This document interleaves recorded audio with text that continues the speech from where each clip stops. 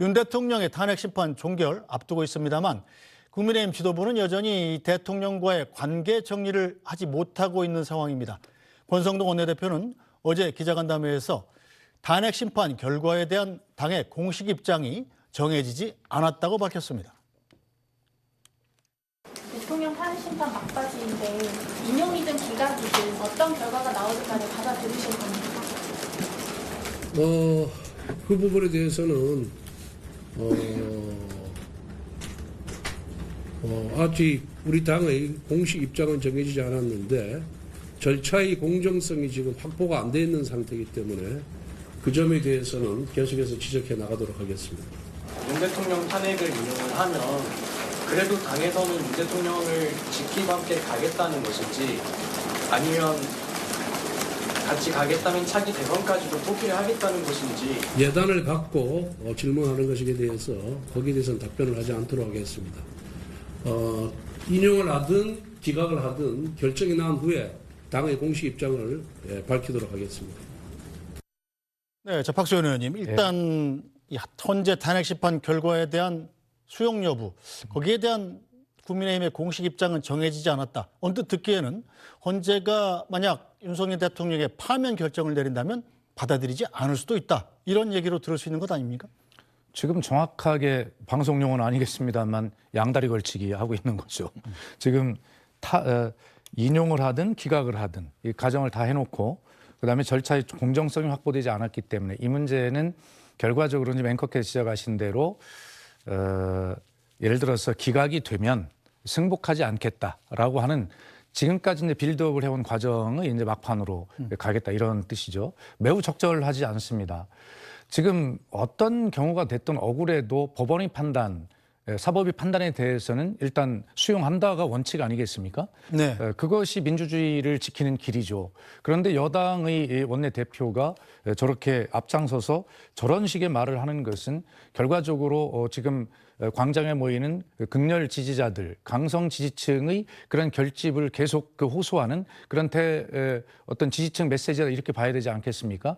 아까도 말씀드렸지만 이 탄핵 결정 이후에 벌어질 대한민국의 이 상황, 지금 현재도 심리적 내전 상태라고 진단하는 언론의 보도들도 많이 있지 않습니까? 그런 걸 더 예를 들어 심화시킬 수 있는 그러한 저러한 발언과 태도를 여당이 하고 있는 것. 그 여당 출입 기자도 질문하지 않아요? 정말 조기 대선을 포기하는 것이냐라고 이렇게 질문할 정도인데 지금 국민의힘이 도대체 어디로 가고 있는 것인가를 알 수가 없는 상황이에요. 그러니까 이재명 대표가 우리 당이 뭐 중도 보수를 지향한다. 하면 그런 당이다라고 이야기했을 때 부끄러운 줄 알아야 됩니다. 국민의힘이 지금 극우 정당으로 가버렸으니까 보수의 자리가 비었으니까 지금 민주당이 글리 가겠다고 지금 도전하고 있는 것 아니겠어요? 다 자업자득입니다.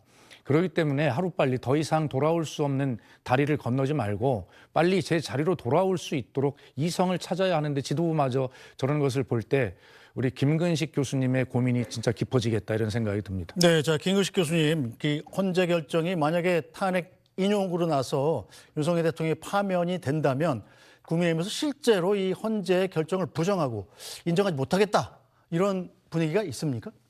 그렇게 할 수는 없죠. 공당이고 또 선거가 치러지게 돼 있는 절차와 제도인데 그 과정에 선거를 보이콧할 수는 없는 거 아니겠습니까? 지난 2017년에 박근혜 대통령이 탄핵됐을 때도 제 기억에 그때도 사기 탄핵이라면서 탄핵 반대했던 많은 분들이 광장에서 굉장히 외쳤고 탄핵이 인용되는 날 제가 알기로 한 4명의 분이 사망을 했습니다. 그러니까 심정지로 돌아가신 분도 계시고 사고로 돌아가신 분. 왜냐하면 그 탄핵 반대 시위에 참여하시다가. 네. 그러니까 그때는 그래도 여론상으로도 굉장히 그 일방적인 압도적 차이가 있었어요. 근데 지금 같은 경우는 탄핵 찬성과 탄핵 반대가 거의 지금 수렴하면서 엇비슷하게 가고 있는 상황인데 여기서 헌재 결론이 나는 것에 따라서 일방이 그 헌재 결론을 승복하지 못한다고 하면 이 광장의 분노를 어떻게 국가적으로 이거 막을 일이 있을지 저는 걱정스럽고요. 그렇기 때문에 제가 아까 윤석열 대통령이 내일 최후 진술을 할 때 말미에는 반드시 헌법 수호의 최고 책임자가 대통령 아닙니까? 대통령으로서 어떤 결론이 나오든 헌재의 결론을 받아들이고 그 결론으로 위한 국가적 분열과 국민적 분열은 더 이상 나를 생각해서 없어야 되겠다라는 말씀을 해주신 게 맞고 당연히 우리 국민의 입장에서도 탄핵의 반대까지 탄핵까지 이르는 과정에 절차적 흠결이나 문제점을 지적할 수는 있지만 그 결론이 나온 것에 대해서 이걸 수복하지 못한다면 대선을 보이콧하는 건데 네. 이건 논리적으로 있을 수 없는 거고요. 지금 우리가 계속 그동안에 사법 리스크라고 이야기하면서 이재명 대표를 우리가 비난하고 조국 대표 같은 경우 2심에서 실형까지 나왔는데 결국은 그걸 어기고 국회의원 출마했는데 우리가 그걸 다 비판하고 결국 지금 감옥 가 있지 않습니까?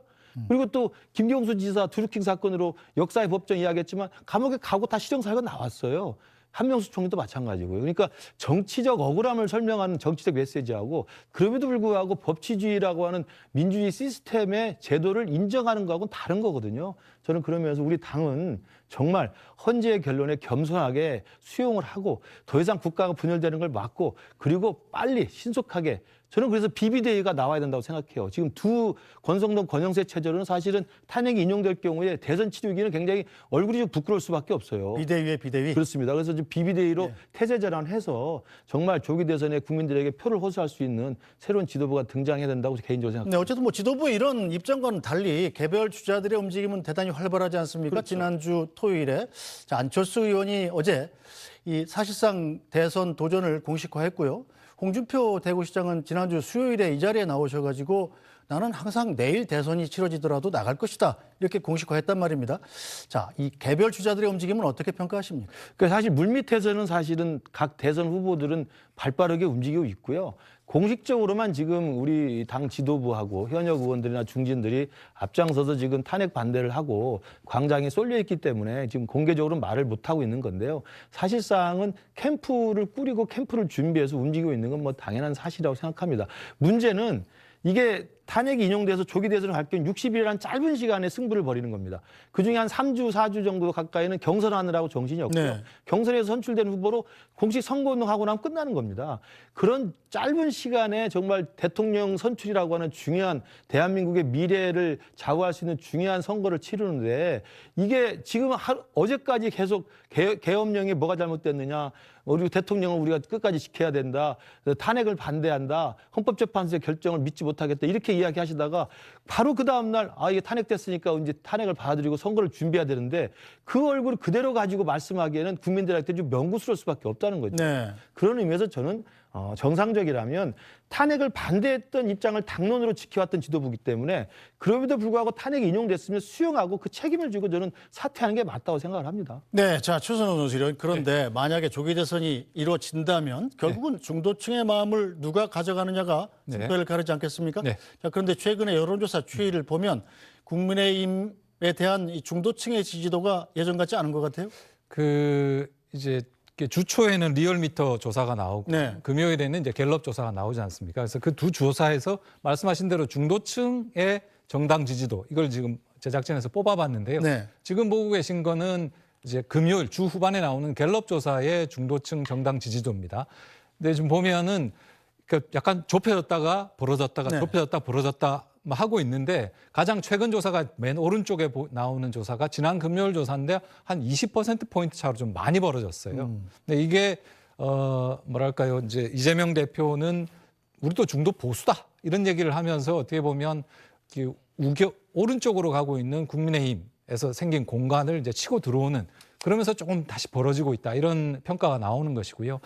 근데 그러면 이제 오늘 나온 리얼미터 조사를 보면 리얼미터 조사는 또 약간 양상이 다른데 리얼미터 조사는 1월 말에서 그러니까 그 왼쪽에 보이는 1월 그 3, 4주 보면 엎치락 뒤치락 하면서 아주 근접해 있다가 2월 들어서 이제 계속 벌어지고 있는 것처럼 나타납니다. 근데 여기에서도 보면 대략 한 10%포인트 안팎 정도로 중도층에서는 그 민주당 지지가 높은 걸로 이렇게 나오는데 저는 이 두 조사에서 개인적으로 제가 정치부장도 해보고 선거팀장도 해봤는데 네. 지금 시기에 가장 여론조사에서 뭐랄까요 주목해야 될 질문이 뭐냐면 이번 선거는 어떤 생각을 가지고 투표를 하시겠습니까? 라는 질문입니다. 이게 뭐냐면 이런 거죠. 정권 연장해야 된다. 다시 말해서 여당 후보를 찍겠다라는 생각입니까? 아니면 정권 교체, 그러니까 야당 후보를 찍겠다는 생각이십니까? 총선이라면 정반대로 이런 겁니다. 심판론에 동의하십니까? 아니면 국정안정론에 동의하십니까? 여기에 중도층이 어떻게 반응하는가가 굉장히 중요하거든요. 네. 그 부분만 이렇게 따로 떼서 보면요. 이 중도층에서 정권 교체와 정권 연장 이 질문을 따로 떼보면 이렇습니다. 리얼미터에서는 정권 연장이 38.3%, 정권 교체가 56.5% 정도 나오거든요. 지금 아래 자막이 나오고 있습니다. 네. 이게 리얼미터, 그러니까 오늘 조사에서 나온 중도층의 생각입니다. 근데 지난 금요일에 나온 갤럽 조사에서는 뭐냐면 정권 연장이 27%, 그러니까 정권 유지가 27%, 정권 교체가 62%예요. 그러니까 중도층에서 이번 선거를 어떻게 규정하느냐 네. 라는 질문에서는 중도층에서는 표심이 상당히 지금 야권에 유리하게 가 있다는 거죠. 그러니까 국민의힘 입장에서는 중도층의 이 부분, 이번 선거를 어떻게 생각하느냐에 대한 생각을 돌려놓지 못하면 선거 굉장히 힘들어질 거다. 뭐 이렇게 말씀드릴 수 있습니다. 네. 자, 박수현 의원께서는 이 중도층의 민심, 민주당이 상대적으로 선전하고 있는 셈인데 네. 비결이 뭐라고 생각하십니까? 민주당이 선전해서 이런 결과가 나온다고 보지는 않고요. 아마 이 중도층에 계신 분들이 이번 비상계엄과 이 내란 사태 그리고 탄핵 심판에 임하는 윤석열 대통령과 그를 옹호하는 국민의힘이라고 하는 이 전체의 흐름을 놓고 이것을 어떻게 보느냐가 저는 지금 나타났다고 생각을 합니다. 아까 말씀하셨듯이 이재명 대표의 뭐 중도 보수 확장론의 영향도 있겠습니다만 근본적으로 지금 이 사태를 중도층이 객관적으로 어떻게 보고 있느냐 이런 것이 지금 이 차이를 규정하고 있는 것이기 때문에 아무리 국민의힘이 윤석열 대통령이 나는 정당한 평화계엄을 했다고 주장한다거나 그리고 이것은 와서 뭐 탄핵에 반대한다거나 라고 하는 이런 이상한 이야기들을 하는 것이 결과적으로 민주당이 중도층에서 우위를 점할 수 있는 이러한 어떤 결과를 나타내고 있다. 저는 뭐 그렇게 분석하고 있습니다. 네. 자, 김우 실장님, 예. 이재명 대표, 박수현 의원 말씀대로 지난주에는 우리가 민주당이 중도 보수다 이렇게 선언을 하고 이 국민의힘은 극우 보수, 범죄 정당이다 이렇게 자꾸 국민의힘을 극우 쪽으로 밀어내고 있는 상황 아니겠습니까? 네. 국민의힘은 대책이 없어요? 그러니까 그것도 사실 저희 당으로서는 뼈아픈 대목입니다. 그러니까 대통령 탄핵 가결 이후에 이 광장의 민심을 우리가 따라가다 보니까 그리고 광장의 민심에는 뭐 당연히 대한민국을 걱정하고 애국심에서 나온 분이 많이 있습니다만 그럼에도 불구하고 거기에는 부정선거를 주장하거나 계엄을 옹호하거나 또 중국에 대한 혐오가 있거나 이런 식의 또 과격한 정서가 나타나는 분도 계시거든요. 그런 분들의 광장의 정치에 우리 지도부나 우리 당 전체가 이렇게 휩쓸려 가다 보니까 국민들 특히 중도층 아까 최선희 의원이 말씀하신 중도층 입장에서는 국민의힘이 상당히 우쪽으로 너무 편향돼 가고 있다는 걱정과 불안이 있고 그러다 보니까 또 계엄을 반성하지 않는 대통령 그리고 계엄에 대해서 내란은 아니라고 하면서 자기의 지시에 의해서 현장에 출두한 사령관을 향해서 윽박지르는 대통령을 보면서 중도층에서는 굉장히 마음을 좀 돌리는 성향들이 좀 많이 확대되는 것 같아요. 그렇기 때문에 저는 우리 당으로서는 이재명 대표의 중도 보수라고 하는 그런 거짓 자리매김에 대해서 우리 당에서 그 사람의 그 어떤 신뢰성을 공격하는 것도 중요하지만 우리 당의 중도 보수의 이 요새를 튼튼히 장악하고 있어야 됩니다. 근데 아직 우리가 계속 오른쪽 가다 보니까 중도가 비어있는 듯하고 중도 보수라고 하는 저 같은 경우도 사실은 굉장히 코너에 몰릴 수밖에 없는 상황이거든요. 그런 의미에서 저는 아까도 말씀드립니다만 곧 탄핵에 대한 결론이 나올 것이고 결론이 나오면 그 결론에 따라서 겸허하게 우리 당은 지도부부터 시작해서 황골탈퇴해서 전면적인 노선의 변화와 정체성의 변화를 통해서 국민들께 호소를 해야 된다고 보고요. 중도 보수에 대한 이재명 대표의 저는 공약이 저는 상당히 영악하다고 생각합니다. 특정 계층의 이해관계를 직접 자극해서 건드리는 것도 있고요. 상속세 같은 경우는 사실 그거에 대한 혜택을 본 사람이 많지는 않습니다만 거기에 민감한 사람들은 거기에 관심을 가지게 돼 있고 네. 그리고 민주당을 제가 DJ 노무현 대통령 보면서 중도 개혁이라고 하는 말 들었습니다만 중도 보수라고 하는 말 제가 처음 들었는데 그렇게 이야기하면서까지 지금 보수를 침탈해 들어오는데 우리 당에서 그 지금 속수무치고 있거든요. 저는 그래서 이재명 대표의 말 자체니까 믿지 않는 국민들이 더 많을 겁니다. 저분은 어제 말 다르고 오늘 다르고 내일 또 다를 수 있기 때문에 믿지는 않을 것이지만 우리 당에 그런 면을 자초한 측면도 있다. 빨리 정신을 차려야 된다 생각을 합니다. 네. 자, 이런 상황에서 당내에서는 중도층 공략에 대한 의견도 엇갈리고 있습니다. 이게 대통령 탄핵과 구속사태의 본질은 대한민국의 자유민주주의, 법치주의가 무너지고 있다는 겁니다. 이런 거에 대해서 제대로 우리가 알리는 거, 그게 바로 중도층을 포섭하는 겁니다. 왜냐? 이 사건의 본질이 자유민주주의 체제 수호냐, 법치주의 수호냐라는 아주 중요한 포인트가 있기 때문입니다. 그거를 우리가 알고 그거를 제대로 대처하고 제대로 싸우면요, 중도가 당연히 오죠. 지금 우리 당 입장에서 보면 중도층에 대해서 거의 뭐라고 할까요? 자 주의를 기울이거나 또는 지지를 호소하거나 그런 모습들이 잘 보이지를 않습니다. 반면에 민주당은 오히려 중도층 공략에 열을 올리고 있습니다. 정말 진정성 있게 중도층에 호소하고 그리고 또 중도층에 맞는 그런 정책들을 제대로 내세우고 그리고 또한 그것이 선거를 위한 그런 공약이 아니라 실제로 저 사람들은 실행에 옮길 수 있는 진정성이 있다는 것을 알려주는 것이 결국은 승리할 수 있는 길이다. 이렇게 생각합니다. 네, 자 조금 전에 최선호 논술위원이 브리핑해드린 여론조사 결과는 자세한 내용은 중앙선거여론조사심의위원회 홈페이지를 보시면 된다는 말씀 드리고 가겠습니다. 자, 박수현 의원 보시기에는 누구 말이 맞는 것 같아요? 윤상현 의원 말이 맞아요? 안철수 의원 말이 맞아요? 안 들었습니다. 안 들었어요. 그게 그거예요?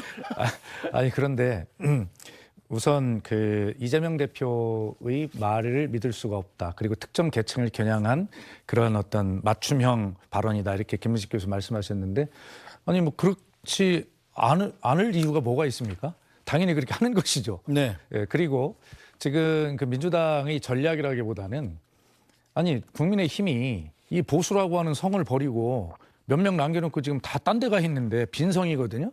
이 성을 쌓을 필요도 없이 그냥 무혈 입성을 하는데 그거 안 할 사람이 누가 있습니까? 아무리 착한 사람이라고 해도 성이 비어 있는 데 가서 아 이게 내가 주인이 아니니까 주인이 올 때까지 기다려야지 이럴 사람이 누가 있어요. 그러니까 이것은 이재명 대표에게 신뢰성의 문제나 뭐 그렇게 이야기할 게 아니라 결과적으로는 아까 말씀하신 대로 이것은 뼈아픈 자업자득이다 이렇게 생각을 하시고요. 그리고 지금 그 국민의힘에서 두 분이 지금 말씀을 하셨는데 제가 왜 안 들었다고 이야기를 했냐면 별로 그렇게 큰 오히려 안철수 의원의 말이 사실은 조금 더 성찰적인 의미가 더 있지 않나 이런 생각이 들고 어제 저 보수 탄핵 반대 집회에서 제 사례가 하나 나왔어요. 그래서 그 유명한 변호사 한 분이 나오셔가지고 부정선거를 여전히 주장하시면서 2020년 그러니까 21대 국회의원 선거 때죠. 네. 그때 제가 이제 물론 패했을 때입니다. 4, 5년 전 선거인데 그때 이제 부여군의 옥산면의 한 개표소에서 개표 부정이 있었다는 겁니다. 그래서 처음에 개표 분류를 해보니 처음에는 제가 많이 이긴 게 나왔는데 네. 그중에 국민의힘의 개표 종사자 3관인이 그걸 발견하고 항의를 해서 그것을 다시 해보니 상대가 이겼다. 국민의힘이. 이런 부정선거가 그때 그런 어떤 소문이 있었대요. 네. 그런데 이걸 충남 선관위가 바로 그때 이것은 사실 무근이다라고 하는 것을 분명하게 했고 네. 또 경찰의 조사에서도 정말 사실 무근이다라고 완벽한 소설로 밝혀졌는데도 그것을 어제 그 탄핵의 집회에서 그 수많은 사람 앞에서 그 유명한 변호사님이 제 이름을 대면서 이걸 부정선거 사례로 들었어요. 박수현 의원 떨어진 선거에서 그렇습니다. 부정선거를 했다고? 네, 그렇습니다. 떨어졌는데. 좀 그러네. 아니 그러니까 지금 이제 돌아가면 저 두 분의 말씀을 누구 말씀을 더 믿느냐를 보면 아니 이렇게 허무맹랑한 주장들, 가짜 뉴스들을 일상처럼 이야기하고 있는 그 말들에 대해서 평가를 할 사실 필요가 없다. 뭐 이런 생각이 들면서 저의 억울한 부분도 이 자리를 빌어서 말씀을 드렸습니다. 알겠습니다. 자, 최선호 논술위원. 예. 자, 그런데 이 국민의힘 내부에서 지금 한동훈 대표의 정치 재개, 활동 재개를 놓고 또 말들이 많아요. 예. 혹시 이 책 제목 아십니까? 정치가 왜 이래라는 책 제목 혹시 들어보신 적 있습니까? 정치가 왜 이래 기억 잘 안 나시죠? 잘 안 나는데요. 예. 이거 홍준표 시장이 쓴 책이거든요. 1월 말에 나온 책입니다. 아무도 모르지 않습니까? 근데 지금 한동훈 대표가 쓴 책이 국민이 먼저입니다. 이 책은 자 내일 모레인가요? 모레 26일에 나오죠. 예.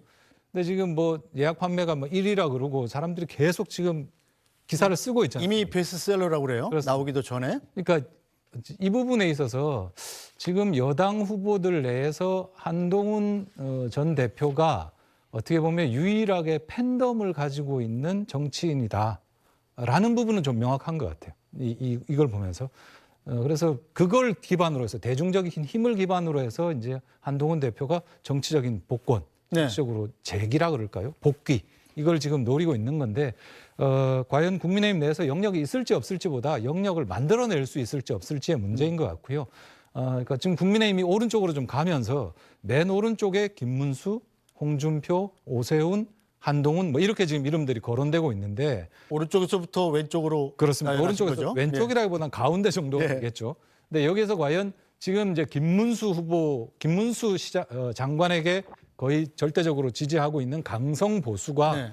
과연 이제 뭐 탄핵이 인용될 경우, 조기 대선이 갈 경우 그대로 머물러 있을지 아니면 이른바 아까 조금 전에 나왔던 것처럼 중도로의 확장이 불가피하기 때문에 이 부분이 해체돼서 이렇게 분화될 때 과연 어디로 가서 앉게 될 것인지 오세훈이냐 아니면 한동훈이냐. 다시 말해서 한동훈 대표는 지난 그 계엄 과정에서 계엄과 탄핵 때 보였던 그런 입장이 그러니까 강성 지지층과 충돌하는 거 아닙니까? 네. 여기서 이제 정치적으로 어떻게 보면 뭐 물러나게 된 것인데 이 부분에서 일종의 화해가 됐든 극복이 됐든 설득이 됐든 이걸 할 수 있느냐 없느냐. 뭐 이게 가장 결정적인 결정적인 장점이 되지 알겠습니다. 네, 한동훈 전 대표 역시 주목받는 인물임에는 틀림이 없군요.